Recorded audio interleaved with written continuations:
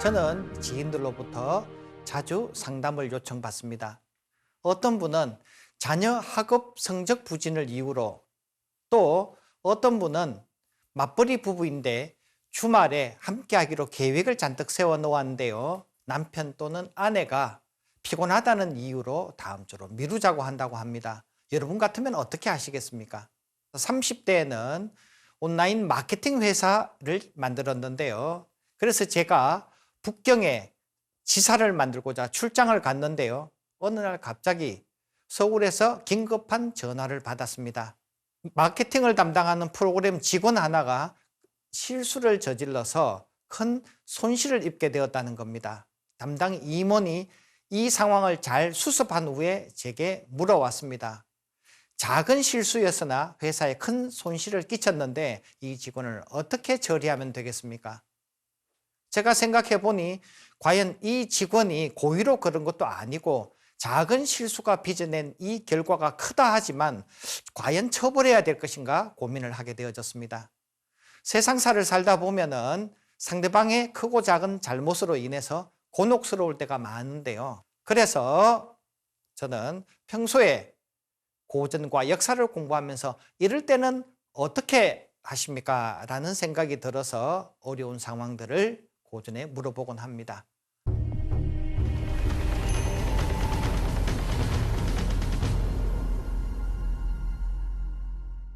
먼저 공자라는 분, 중국 산동성 노나라 고향을 떠나서 이웃 위나라의 재상으로 추대를 받았습니다. 함께 간 제자들에게 여러 직분을 나누어 줬는데요. 자고라고 하는 제자에게는 옥리, 감옥을 담당하는 관리를 맡겼습니다. 어느 날 자고는 감옥에 있던 죄인을 불러내서 심판을 하는데요. 특정인에게 말했습니다. 저 사람의 발목을 잘라라. 중국 고대에서는요, 5대 형벌이 있는데요. 발 뒤꿈치를 잘라서 걷지 못하게 하는 형벌이 있었습니다. 공자는 평소 제자들에게 인애를 가르쳤지만 제자 자고는 죄인을 용서하지 않고 그를 법률로서 엄격하게 다루었던 겁니다. 우리가 잘 알고 있는 중국의 육아조차도 법률을 잘 지키고 엄벌해야 된다는 교훈을 우리에게 주었습니다. 법가 사상의 대표자 한비자의 교훈입니다. 그는 저서에서 인의 폐라는 말을 사용하고 있는데요. 사람이 어질거나 너무 정의로울 경우에는 이것이 곧 폐해를 낳게 된다라고 하면서 그는 불이인, 조직을 이끌어가는 것은 인이 아니다라고 말했습니다. 엄형 중벌이 금지, 엄히 형벌로서 다스려야 하고 일반적인 내용을 금지하는 것이 마땅하다고 말합니다. 그러면서 불의, 애, 해면 결코 애정이나 은혜로서 면제해 주지 마라. 상대방이 잘못이 있을 때는 반드시 엄한 형벌로서 다스리지 마음 좋게 봐주는 것, 이것은 결코 조직의 리더가 할 일이 아니라고 말합니다. 지금 여러분과 함께 살펴보신 것처럼 공자의 육아나 한비자의 저서에 보면 잘못이 있을 경우에는 반드시 엄벌해야 된다고 주장하고 있습니다. 서양은 어떨까요? 마키아벨리라는 서양 제왕학의 대가가 있는데요. 그의 저서를 읽어보면 군주론에서 배신은 존경에서 더 쉽게 생겨난다. 그러므로 리더는 존경받는 생각을 갖지 말고 무섭게 여겨지도록 하라. 즉 다시 말하면 조직원들에게 리더가 무서워서 명령하는 것이 잘 지켜지도록 하라 라고 했습니다.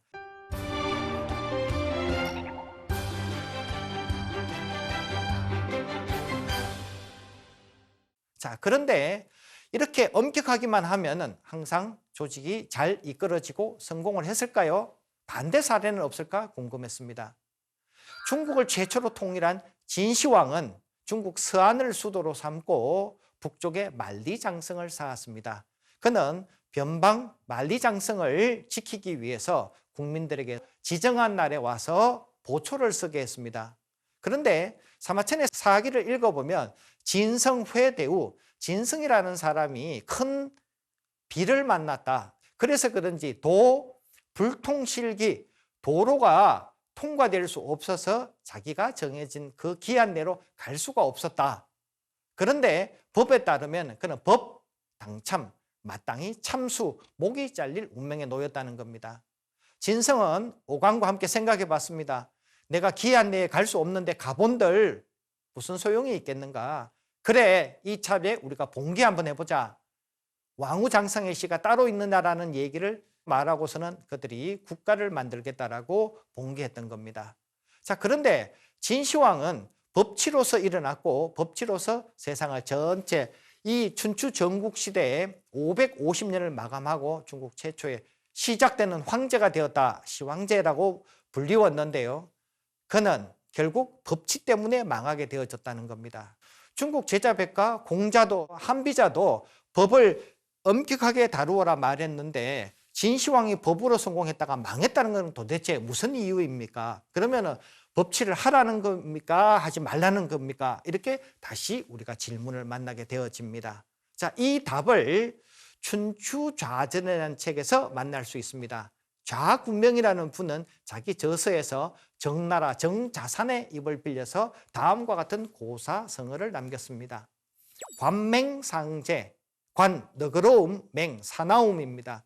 사람이 조직을 이끌어가는데 인생을 사는데 너그러움도 필요하고 사나움도 필요하다는 겁니다. 기본적으로는 사나워야 하지만 한편으로는 너그러움도 둘 다 갖는 것이 마땅하다입니다.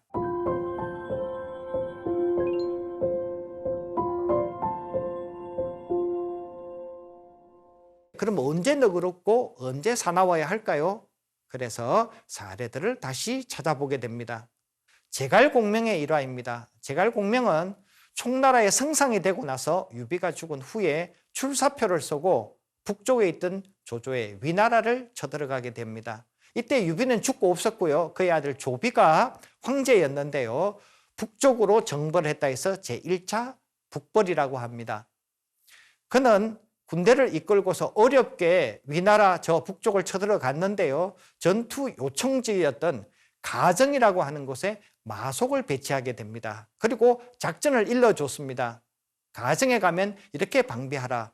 그런데 마속이 현장에 가서 자기 생각이 있어서 공명의 명령을 받들지 않고 방어를 잘못해서 결국 가정을 잃게 되어졌고 군대에게 패하여 제갈공명은 후퇴를 하게 되어졌습니다. 제갈공명은 사람들 보는 앞에서 마속을 결국 불러다가 목을 베게 되어집니다. 우리는 이 유명한 얘기를 업참마속이라고 합니다. 제갈공명이 가장 아끼는 마속을 눈물을 흘리면서 목을 베었다고 합니다. 사람들은 아끼는 마속을 결코 죽일 거라고 예상할 수 없었지만은 제갈공명은 마속이 당시 가장 높은 지위의 장수에 속했기 때문에 용서할 수 없었다고 합니다. 만약에 마속이 아니라 낮은 일반 실무자였다면 아마 제 생각에는 제갈공명이 처벌하지 않았을 것 같습니다. 고위직을 처벌할 대상이냐 하위직을 처벌할 대상이냐 단연코 고위직일수록 처벌을 해야 한다는 것입니다. 여러분이 혹시 사장이시라면 부사장이나 전무의 잘못을 결코 용서해서 되지 않습니다. 우리가 높은 사람은 봐주고 낮은 사람은 처벌하는 경우가 많은데요. 오늘날 우리가 잘못하고 있다는 것을 반추해주는 좋은 사례가 되겠습니다. 두 번째 사례를 살펴보겠습니다. 역시 삼국지입니다.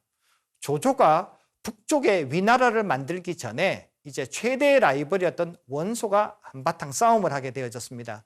이것이 서기 200년의 저 유명한 관도 전투인데요. 당시에 원소의 군사가 훨씬 많았습니다. 그래서 조조는 고전을 했는데요. 어느 날 그를 찾아온 허유라는 사람의 정보에 의해서 승리하게 되어졌습니다.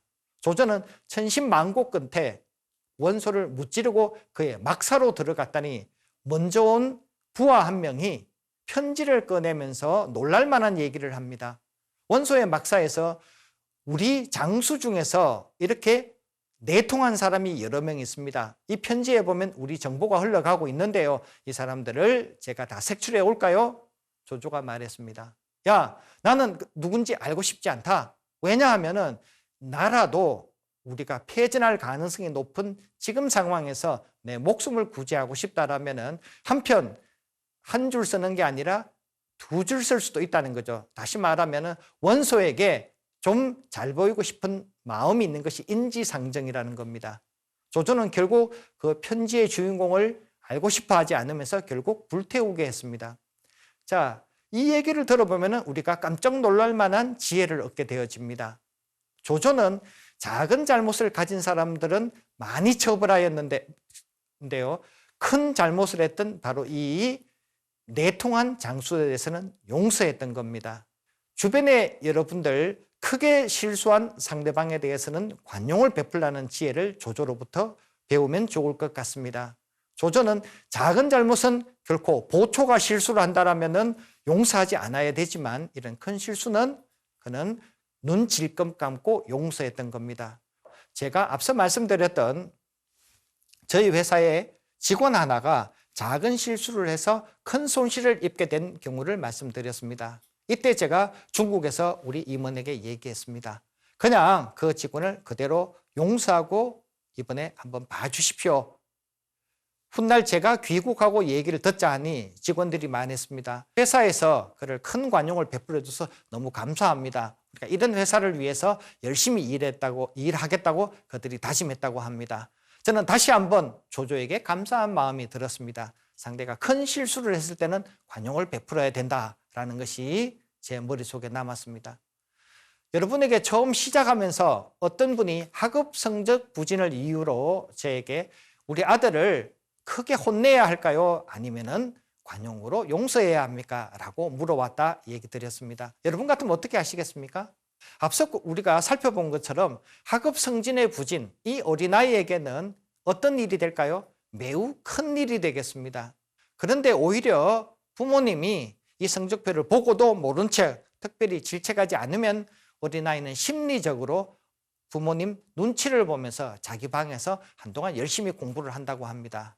그러므로 혼내는 것이 지혜로울 때도 있지만은 어떤 때에는 봐주는 것이 훨씬 잘하는 일일 때가 많습니다. 특히 학업 성적 부진이 성적표를 받아들이게 된다면 다음번에 여러분들이 혼내지 말고 한번 모르는 척 지나보시기 바랍니다. 그러면 아마 제가 말씀드린 것처럼 훨씬 더 효과적이라는 것을 아실 수 있을 겁니다.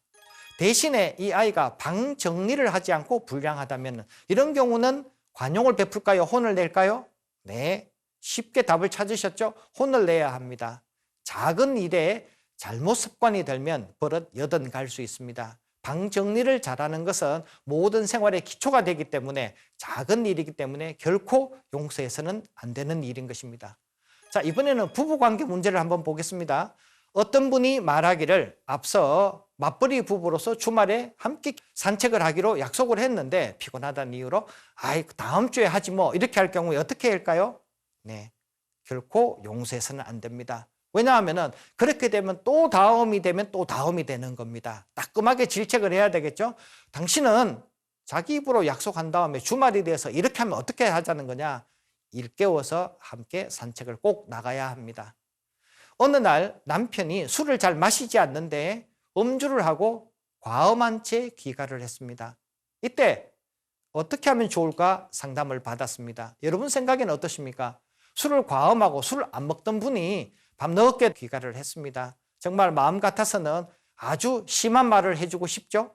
그런데 다음 날 이분이 어떤 상황인지 물어봤더니 회사에서 이번에 구조조정을 하면서 명예 퇴출을 당했다고 합니다. 얼마나 가슴이 아플까요? 물론 아내 된 입장에서 남편의 실직은 큰 괴로움일 수 있습니다. 그러나 본인은 또 얼마나 괴로울까요? 오히려 그에게 아픈 상처를 주는 말을 건네기보다는 자기 걱정이 많지 이렇게 건넨다라면은 그렇지 않아도 스스로 큰 일을 당해서 충격을 받았을 텐데 훨씬 더 그의 마음 진정에 도움도 되고 생활의 지혜가 아닐까 싶습니다. 앞서 말씀드린 공자의 사례가 마지막 이야기로 대미를 장식하겠습니다. 자, 앞서 공자와 제자 자고에 대해서 함께 살펴보았습니다. 그런데 그들은 위나라 왕의 오해를 받아서 급히 위나라를 떠나려고 국경에 다다랐는데요. 국경 성문지기가 그들을 잘 안내해서 무사히 피신을 할 수 있었습니다. 공자는 궁금했습니다. 아니, 당신이 누구인데 우리를 왜 도와주느냐? 성문지기가 말했습니다. 저를 기억하십니까? 일전에 제가 감옥에 있을 때에 제 발 뒤꿈치를 자르셨습니다. 내 발을 자르는 것은 저는 당연히 내가 죄를 지었기 때문에 벌을 받아야 된다고 생각했습니다. 그런데 그때 당시에 저 명령을 내리시는 자고께서, 공께서 참 안타까워 하시면서 슬픈 기색으로 저를 처벌하셨습니다. 그래서 벌을 받으면서도 저는 그 표정이 기억에 남아서 참 좋은 분이구나. 내가 언젠가 신세를 갚을 수 있으면 좋겠다고 생각했는데 오늘 그날을 맞아서 참 기쁘게 생각합니다. 공자와 그의 제자는 평소에 인애를 베풀었지만은 또 그 죄수에 대해서는 엄격하게 법을 집행해서 발 뒤꿈치를 자르는 형벌을 집행했습니다.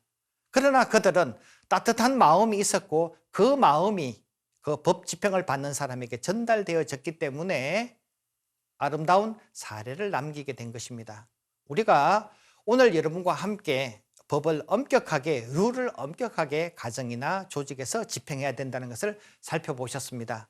그러면서 예외도 있다는 걸 알았습니다. 좀 탄력적으로 운영을 해야 하며 때로는 관용을 베풀기도 해야 된다는 관맹상제를 함께 살폈습니다.